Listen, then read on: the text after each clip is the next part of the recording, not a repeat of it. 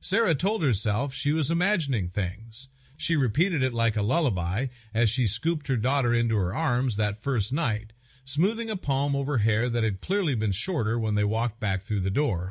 Maybe a snag, maybe a tangle, maybe a crooked ponytail making it look uneven, maybe. But her mother-in-law had not mentioned scissors, and Mia's golden curls did not lop themselves off in the space of a dinner out. When Mia was born, Sarah and her husband Christopher wrapped their lives around her like a blanket. Sarah worked nights as a dispatcher. Christopher worked days as a mortgage broker. Between them, someone was always home. They only needed help for the rare date night or an anniversary dinner, and Judith, Christopher's mother, seemed delighted to be the pinch hitter. She cooed over Mia, brought little knit cardigans, hummed lullabies from a different decade. For a long time, it was all easy.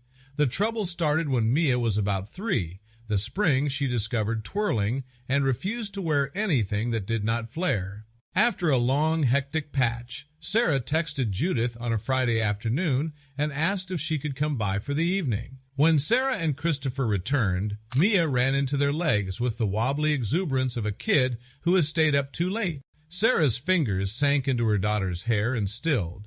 The ends were blunt, tidy, unmistakably cut. "Did you trim her hair?" she asked, trying to keep her voice light. Judith's eyes widened a fraction, then softened. "Oh, honey, it must have gotten snagged in something. You know how kids are." The next morning, Judith texted first, an unusual flip in their routine. "Can I have my girl today?" Then the day after that. Then the next. The requests piled up like laundry. Sarah kept saying they were fine, thanks, until the relentlessness wore her down. "Fine," she texted at last. "Dinner and a movie. Back by 10. They walked in close to midnight and found Mia asleep on the couch. In the lamplight, the blunt line at her neck had crept higher. Sarah swallowed hard. The next day she tried again. "Sweetheart, did Grandma give you a haircut?" Mia's eyes slid away, hands twisting the hem of her shirt. "Grandma says short hair is tidy," she whispered. "Grandma says pretty hair causes trouble." "Trouble how?" Sarah asked, the words a careful thread. But Mia clammed up, the way kids do when they have sensed a storm and decide to hide. Judith began to angle for longer stretches. "What if you two took a weekend?" she suggested breezily.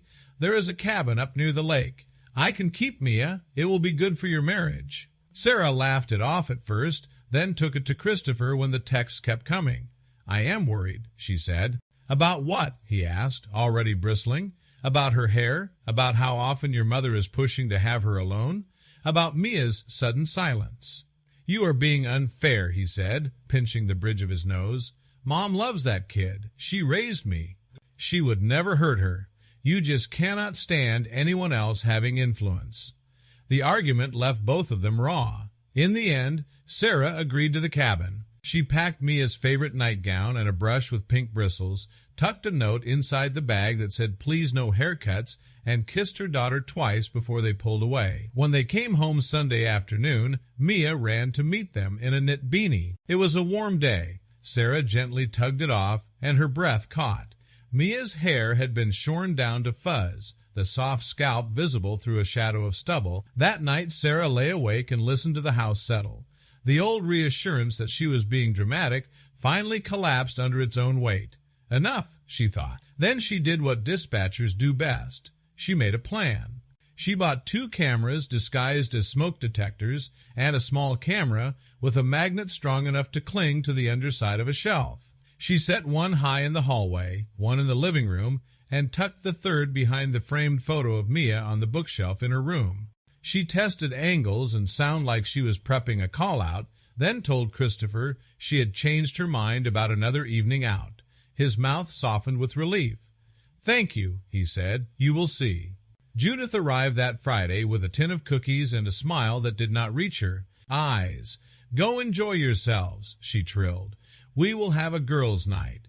They drove 2 blocks away and parked in the shadow of a jacaranda, phone screens glowing between them. It felt wrong to watch. It felt more wrong not to. At first, the feed was ordinary. Judith put on a cartoon. She and Mia baked cookies, Judith narrating each step like a teacher. Then the tone shifted. Judith turned off the television and led Mia to the bedroom, closing the door with a very deliberate click. On the bedroom camera, Judith knelt to Mia's height and took her shoulders. "You are such a pretty girl," she murmured. "Pretty girls get too much attention. Pretty girls get themselves taken seriously by the wrong people. We do not want that."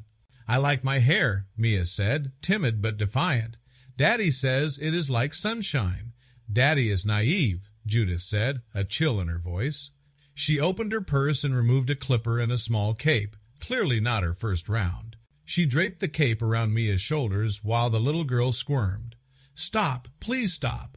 Judith leaned in, whispering, "If you love Grandma, you will not cry." Sarah felt the seatbelt bite into her palm. She heard her own breath in her ears, ragged and hot. Christopher stared, as if the screen might morph into something else if he glared at it hard enough. The clippers buzzed to life. Judith snipped the last fuzz clean, then pulled a beanie over Mia's head. "So tidy," she murmured. "No more trouble." In the living room, Judith set out a toy truck, a cap with a sports logo, a stack of clothing not theirs. She coaxed Mia to try them on. "Let us not confuse people," she said lightly. "Let us make things simpler. See how much easier this is." Christopher's hand moved to the door handle. "Not yet," Sarah said through her teeth. They watched as Judith dialed a number, voice low and pleased. "Yes," she said, "the haircut is done." She listened, nodded, and smiled. "You will be pleased." She hung up, then turned to Mia. "New name," she said. "We will use a strong name now. A proper name for a child who is going to be safe." That was enough. Sarah and Christopher walked back into their own house, not bothering to mask the sound of the key in the lock. Judith jumped. Mia launched herself at Sarah, burying her face in her mother's stomach. The beanie fell to the floor like a flag of surrender. "Why?" Sarah asked, keeping her voice steady by sheer will. "Why would you do this to her?" Judith lifted her chin. "Because the world is dangerous," she said. "Because I have seen what happens to girls who are too pretty, too visible, too everything. Because if she looks like a boy, strangers look away. Because when your husband was young, a man followed him home from the park, and I could not sleep for months, and no one listened to me then, either." Christopher flinched as if struck. "That is not yours to decide," he said quietly. "She is our daughter. You do not get to erase her to soothe your fear." Judith's face crumpled. "I was trying to protect her," she whispered. The words hung in the air, soaked in a grief Sarah had not expected to feel. They showed her the footage. They showed her the note tucked into Mia's bag. They showed her the toy truck they did not own. With every new piece of proof, Judith seemed to shrink, as if realizing too late how far she had drifted from love into control. "I am sorry," she said at last. It came out small and cracked. "I thought I was saving her. I see now what I took."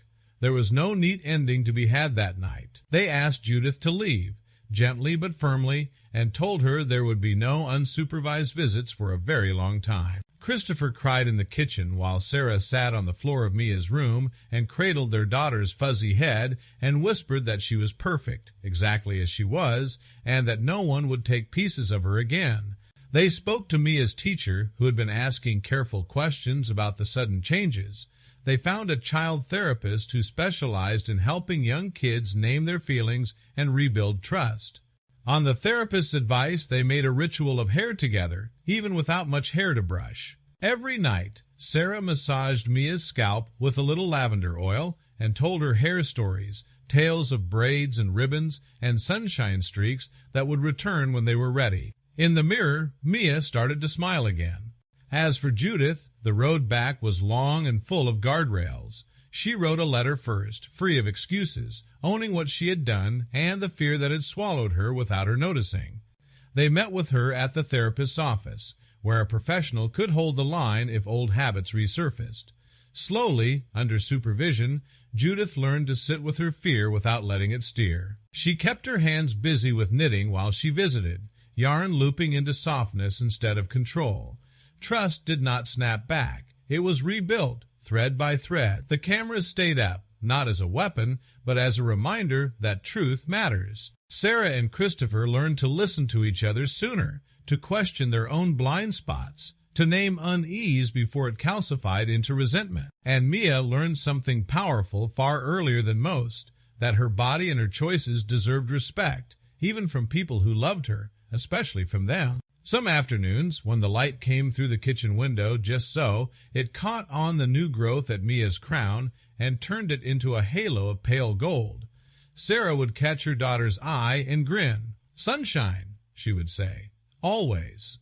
And Mia, now a little older and a lot surer, would fling her head back and laugh, the sound as bright and alive as the girl who refused, in the end, to be made small.